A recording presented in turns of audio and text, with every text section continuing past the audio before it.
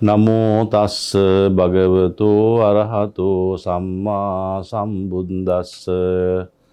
Namo tassa bhagavato arahato samma sambuddhassa. Namo tassa bhagavato arahato samma sambuddhassa. Friends in Dhamma, today is the Vesak full moon day of 2023. All the Buddhists in the world are celebrating Vesak as the auspicious day of Buddhist people. We also in Sri Lanka we celebrate Vesak full moon day as an auspicious day. Reason is all the Buddhas, all the previous 24 Buddhas and also our Gautama Buddha were born on this special day called Vesak. So that is the main reason that we celebrate Vesak as a auspicious day, because we name Vesak is the day of Buddha's rising. So considering our Gautama Buddha, we know that he was born on this special day. He attained enlightenment on this special day of Vesak, and also he attained Paranibbana on the same day. So commemorating our great teachers' main event of life, we are celebrating Vesak as a auspicious day of our culture. So we know that Buddha was a historic person. He's not a messenger or any other kind of gods. He was a historic person born to a human father and mother. We know his father was the King Suddhodana, mother was Mahamaya.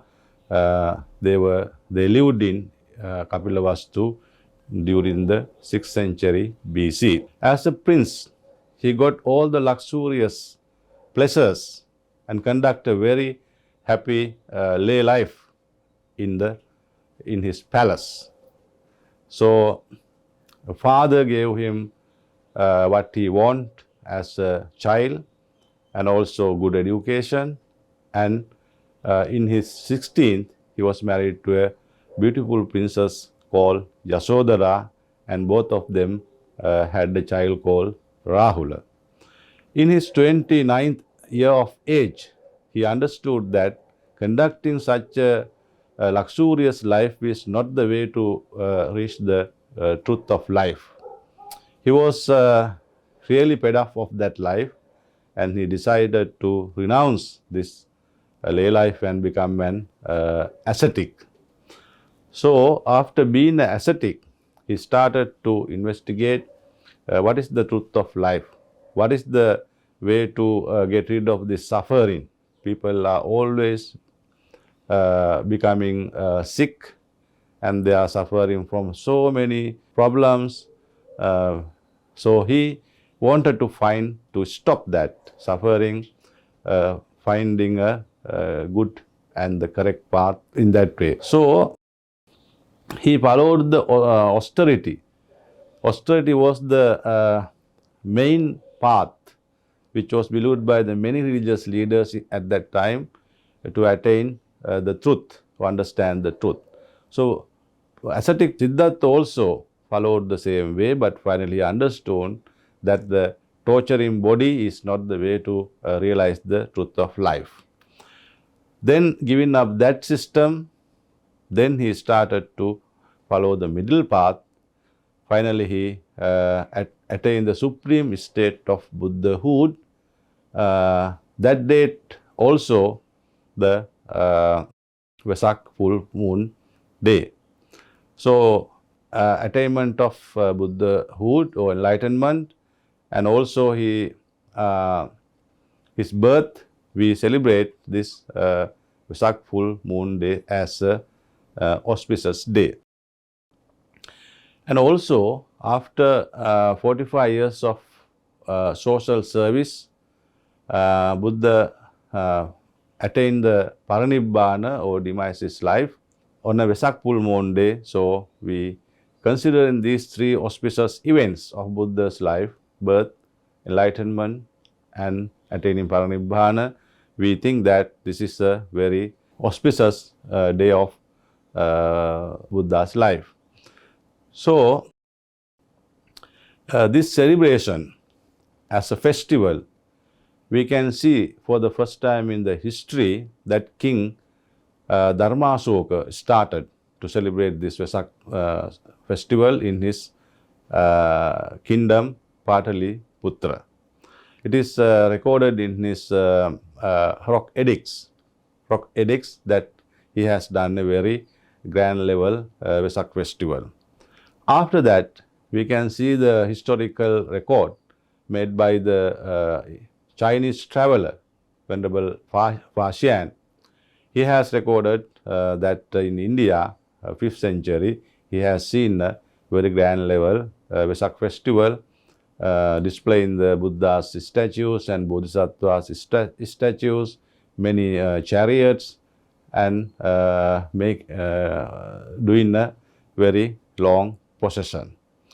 So, regarding the Sri Lankan history, we know that Venerable Arahat Mahinda not only introduced the Buddhism to Sri Lanka 3rd century BC, and surely he has introduced us the Vesak ceremony to Sri Lankan culture. After that, for the first time as a celebration, the grand level, we can see during the King Dutugamunu. He was the first king who celebrated Vesak as a festival in the history of Sri Lankan history. After that, almost all the kings of Sri Lanka, they celebrate Vesak festival as auspicious day of Buddha's life.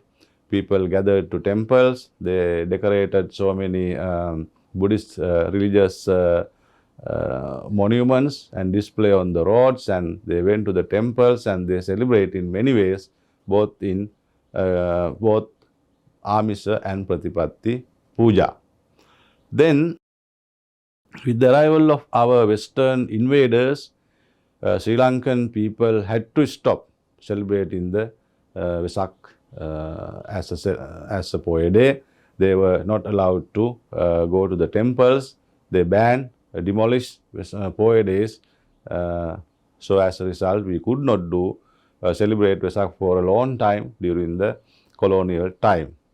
But we are lucky that Sir Henry Steele Olcott and Anagarika Dharmapala and Most Venerable Mohotiwate Gunananda, they work for the freedom of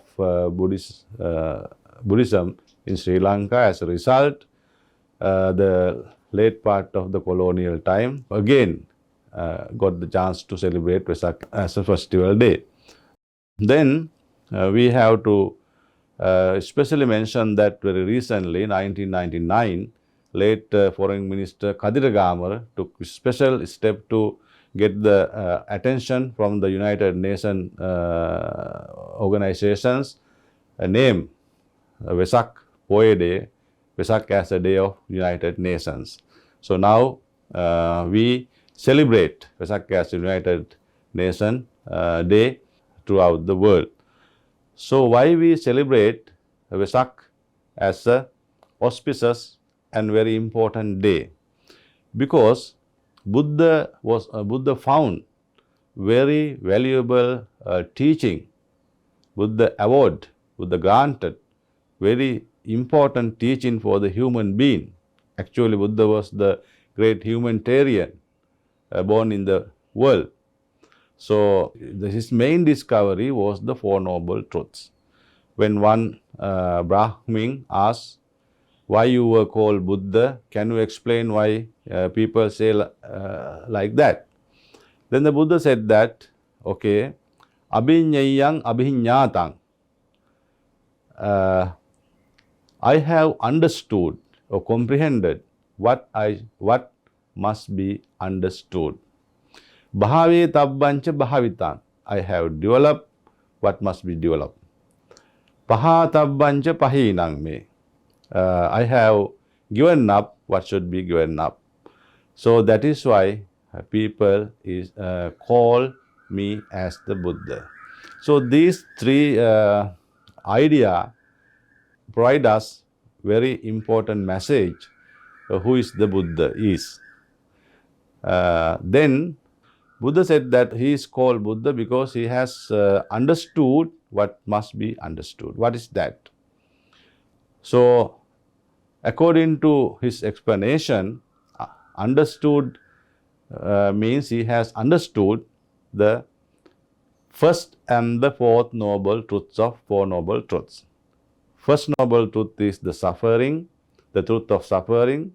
The last one, fourth one, is the truth of Nibbana, truth of Nibbana. So really comprehending and understanding and perceiving, experiencing these two truths, that is the reason, one reason Buddha is called Buddha. The second reason is the develop what must be developed. So what has the Buddha developed? Buddha has developed the Four Noble Eightfold Path, the path leading to cessation of the suffering. So Buddha has fully completed and developed and practiced the path. So that is why he is called Buddha. The last one is Buddha is called Buddha because he has given up what must be given up. So what is the given up thing is that the Samudaya Satya means the cause, the truth of cause for the cessation of suffering. So Buddha has totally given up all the desires, all the defilements. In that sense, he is called Buddha. So such a very deep and practical religion he has put forward to the human world. Not only that, he, as a Buddha, advised us to develop or practice compassionate toward not only the human being, but also all the living beings in the world. That is a very marvelous teaching made by a religious leader. So that compassionate or a kindness is a very unlimitedly we have to practice as Buddha explained and advised us. The other is the wisdom. Wisdom is very great that the understanding the Four Noble Truths. So such a great and important religion has awarded to human world. So today in the universities and many institutions divide this philosophy and culture into various subjects areas like Buddhist economy, Buddhist polity, Buddhist management, Buddhist psychology, Buddhist psychotherapy, and Buddhist meditation. I want to say you that the Buddhist meditation is very attractive practicing now throughout the world, especially the Western world. People are very fond of practicing of the Buddhist meditation. Buddha has shown us how to control our mind, how to control our emotions, how to solve our problems, practicing his teachings taught by the Buddha. So in that way, we have to evaluate the Buddhism and the Buddhahood, what Buddha has dedicated or Buddha has given us understanding the Four Noble Truths as a religious leader. So today most of the people misunderstand the Buddhism. They are following Amisa Puja more than the Pratipatti Puja.